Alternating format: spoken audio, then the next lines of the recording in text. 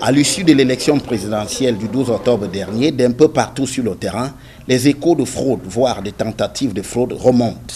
Devant la performance historique d'Issa Thieroma Bakary, il apparaît que tout un système de déconstruction de la réalité des urnes s'est mis en branle. Cette mécanique consiste à refaire les procès-verbaux, le dispositif de celui-ci, dont les 4 feuillets de l'intérieur qui ne contiennent aucune signature le permettant, certains dignitaires du régime s'y adonnent à cœur joie, que ce soit en Konsamba, Bafoussam, Kousseri, Banganté, Douala 5e et on en oublie. C'est un spectacle affligeant qu'on assiste les uns et les autres, étalant ainsi au grand jour leur haine de la démocratie et sa mise à mort au Cameroun par conséquent.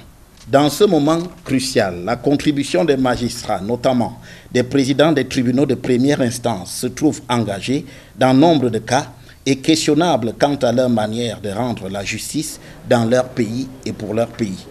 Au fond, au-delà de l'élection présidentielle de cette année, c'est la confirmation sur le long cours du mal incurable de la fraude aux élections au Cameroun.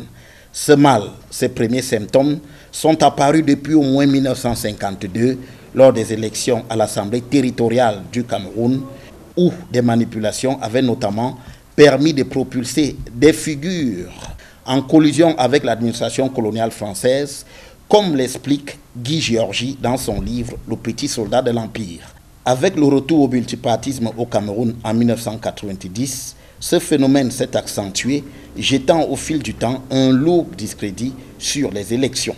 30 ans après, il n'y a pas de doute que la nomenclature de l'organisation des élections au Cameroun est à revoir de fond en comble. Cela urge même pour un jeu politique sain et apaisé.